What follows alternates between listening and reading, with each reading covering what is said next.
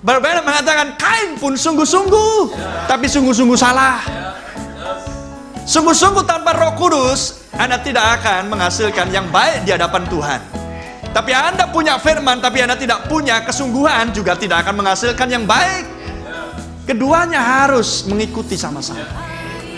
Praise the Lord. Itulah hidup yang tidak ada cacat, tidak ada celah, tidak ada keburukan, tidak ada kejahatan. Itulah yang dimaksudkan dengan roti yang tidak beragi. Tidak ada credo, tidak ada dogma dalam dirimu. Amen. Tidak ada ide manusia. Amen. Tidak ada penafsiran pribadi. Karena hanya Roh Kudus yang berhak menafsirkan firman-Nya sendiri. Haleluya. Maka Anda menjadi roti yang tidak beragi. Itu di 1 Korintus 5 ayat 8. Itulah hari raya roti tidak beragi. Jadi kalau Tuhan suruhkan datang pada bulan Abib, persembahkan korban Paskah, persembahkan roti tidak beragi. Siapa yang dimaksudkan? Saya. Siapa yang dimaksudkan? Anda. Kalau kita bicara jemaat, jemaat yang dimaksudkan. Dan kita harus datang beribadah kepada Tuhan dengan hari raya ini, dengan pengertian yang benar dan tepat tentang apa yang diinginkan Tuhan dengan memberikan hari raya ini. Dan kita adalah pelakunya untuk mempersembahkan di dalam hari raya tersebut. Praise the Lord. 1 Korintus 15 ayat 23. Hari raya buah sulung.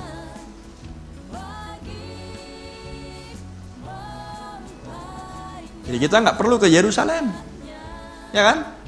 Bukan itu yang dimaksudkan Tuhan di Perjanjian Baru.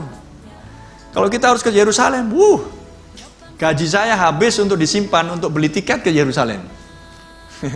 Ke Yerusalem nggak murah, minimal sekitar 35 sampai 40 juta PP. Kalau saya nggak salah hitung ya. Rumah masih kontrak. Makan pas-pasan, harus ke Yerusalem. Wah, Tuhan saya mengajak saya melarat ini. No way, bukan itu yang dimaksudkan Tuhan.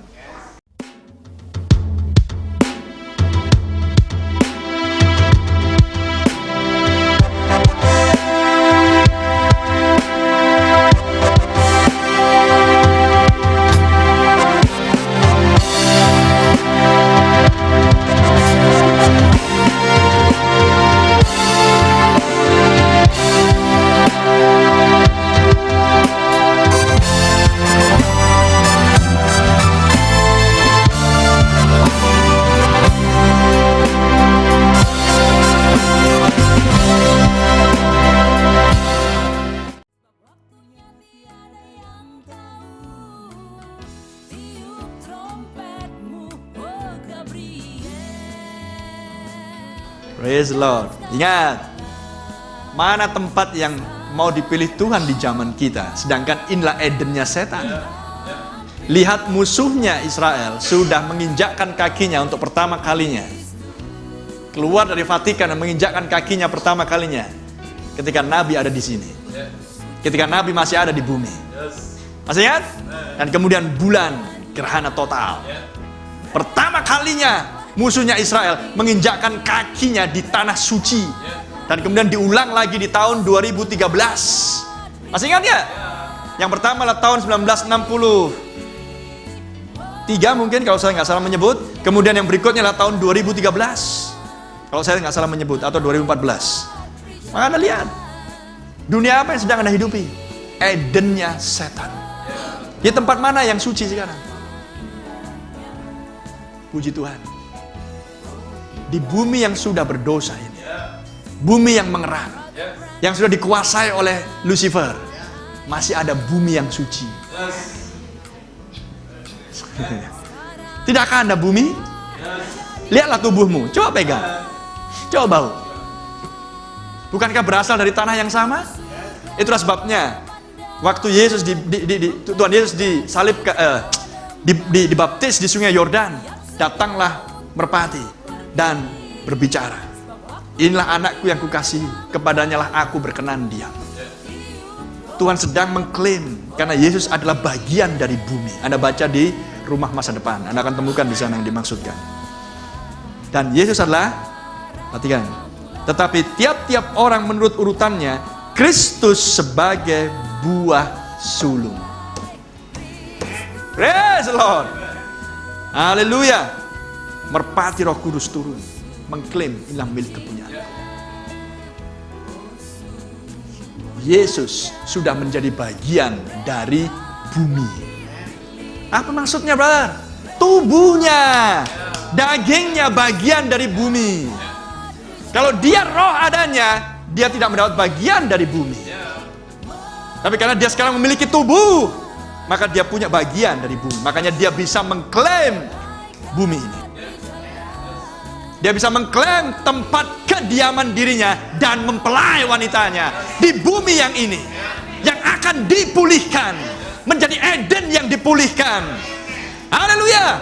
Dan kota Yerusalem yang baru akan turun dari sorga. Masih ada tempat yang murni di muka bumi ini. Ada suatu umat yang sudah dimurnikan oleh darah anak domba. Saya bacaan dari oke. Tetapi tiap-tiap orang menurut urutannya, Kristus sebagai buah sulung. Ini urutannya. Kristus dulu sebagai buah sulung. Sesudah itu mereka yang menjadi miliknya Kristus. That are Christ at His coming.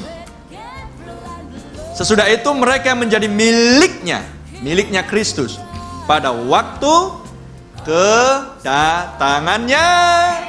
Meterai ketujuh, seruan, suara, sangkakala. Praise the Lord. Ayat 24, kemudian tiba kesudahannya, yaitu bila mana ia menyerahkan kerajaan kepada Allah Bapa, sesudah ia membinasakan segala pemerintahan, kekuasaan, dan kekuatan. Karena ia harus memegang pemerintahan sebagai raja, sampai Allah meletakkan semua musuhnya di bawah kakinya. Harmagedon, memurnikan, menyelesaikan, untuk supaya Tuhan akan memerintah di kerajaan 1000 tahun. Anda lihat di 3 nas ini, Tuhan tunjukkan di situ. Hari raya Paskah, Kristus sendiri.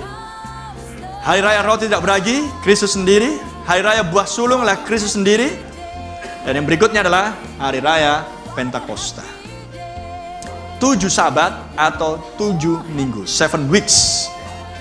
Dan itu adalah hari yang ke-50, the 50th days.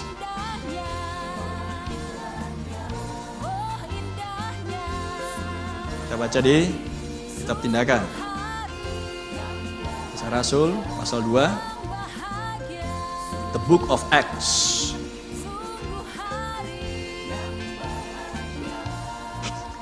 Ketika tiba hari Pentakosta, haleluya, semua orang percaya berkumpul di satu tempat.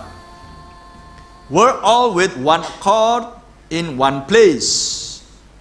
Bahasa Inggrisnya, they were all with one accord in one place. Mereka semuanya berkumpul dengan satu tujuan di satu tempat. Amin. Jadi kalau Tuhan sekarang berikan sebuah tempat, apakah kita satu tujuan? Pastikan kita satu tujuan. Kemana? Ke surga, ke pengangkatan. Jadi kalau satu tujuan ya satu hati. Praise the Lord. Di dalam kesehatian, di dalam satu tujuan, maka apa yang terjadi? Roh Kudus tercurah. Jadi apa hari raya Pentakosta? Turunnya Roh Kudus. Maka Anda lihat, inilah yang tidak dikerjakan oleh Israel sekarang. Israel melakukan hari raya Paskah, hari raya Tabernakel setiap bulan September, Oktober, hari raya Tabernakel, hari raya Paskah di bulan Maret, Mei, dan seterusnya, April, Mei, mereka merayakan hari raya Paskah, tapi Israel tidak pernah merayakan hari raya Pentakosta.